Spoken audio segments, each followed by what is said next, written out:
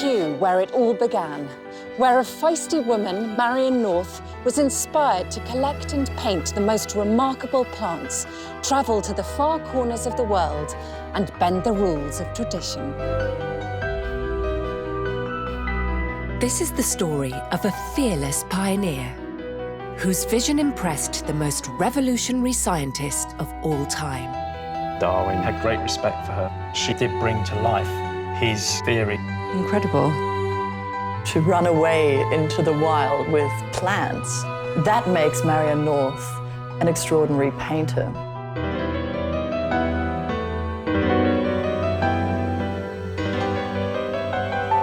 I'm actress Emilia Fox, and I've come to Borneo following in the footsteps of this intrepid explorer whose maverick nature has always inspired me. If you'd come here, say 150 years ago, When this was still one of the most remote places on Earth, it's just a possibility that you might have followed one of the winding forest paths and happened suddenly upon a middle-aged Englishwoman standing, painting furiously.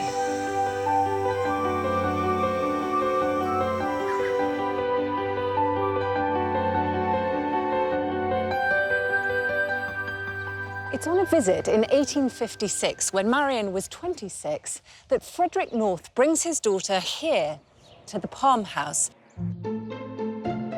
For Marianne, it's like walking into a fantastical alien world.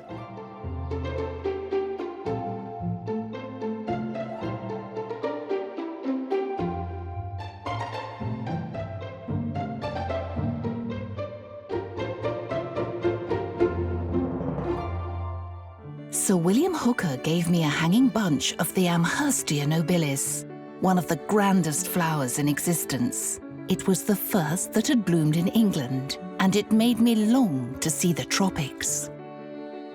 This fantastical flower completely captures her imagination. It ignites a spark that would, over the next 30 years, drive her to conquer the globe and create over 1,000 paintings.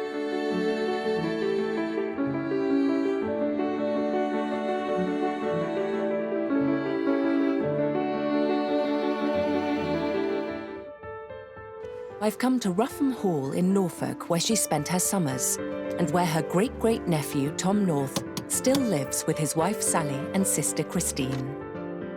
So where shall we begin? The Norths were an intellectual family, and that gave our confidence to do her own thing. She had a particular way of coding, almost, where she would sign each painting. And you can see here, it's hidden away. You can see here. Look! That's fantastic. That says so much about her character, Yes, it doesn't does. By using oils and refusing to follow traditional codes of scientific illustration, Marianne blurs the lines between science and art. The thing about North's use of oils is that it is totally natural. She just takes the colour, places it onto the paper, and mixes it, which is quite unusual. And given some of the detail that she accomplishes, it's quite extraordinary. Marianne North's world suddenly collapses when in October 1869, her father, Frederick North, dies. The last words in his mouth were, "Come and give me a kiss, Pop. I am only going to sleep." He never woke again, and left me, indeed, alone. According to her own account, she goes into a kind of hibernation and then emerges with this very British, stiff upper lip response. I could not bear to talk of him or of anything else, and resolved to keep out of the way of all friends and relations. I left the house at Hastings forever. Marianne, nearly 40 years old and mistress of her own destiny, sets off on her travels. She possesses a large fortune and can do absolutely as she pleases. Marianne North stepped into the realm of the man. She broke all manner of rules, travelling the globe alone for 15 years. Everywhere she went, she drew. What she wants is to paint in the most far-flung places on Earth. I had long had the dream of going to some tropical country to paint its peculiar vegetation on the spot, in natural luxuriance.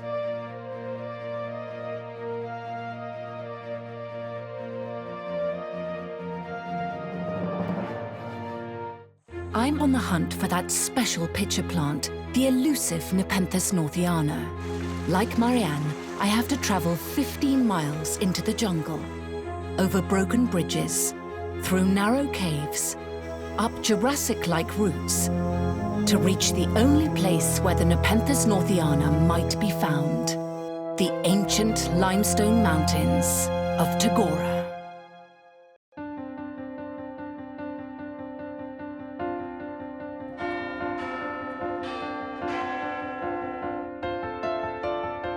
Soon, an idea began to form in her mind.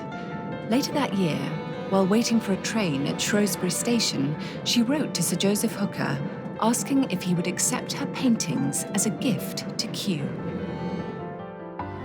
It would be a great happiness to know my life had not been spent in vain, that I can leave something behind which will add to the pleasure of others.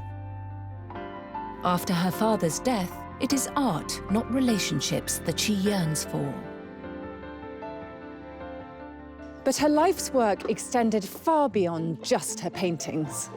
The red-hot poker is only one of the 4 species, including a genus named after Marianne. There's the Northia seychellana, the beautiful Crinum northianum, and of course, the magnificent Nepenthes northiana. And it's here at Kew, the place she loved and respected most, where her greatest legacy lives, the Marianne North Gallery. Sir Joseph Hooker accepted her proposal, and this humble building, built at her own expense, opened in 1882. In a time before colour photography, you can see how important these pictures are. Someone who knows these snapshots of the world inside out is former gallery curator Laura Giuffrida. What a vision. In fact, I've got the original plans. It's like a jigsaw puzzle. In some cases, she did have to add little extensions on. Oh, did she? If you look very carefully, you can actually see where she's added pieces to the frame. Yes. I think that she just wanted other people to know and to celebrate nature in the way that she felt it. I believe you're right.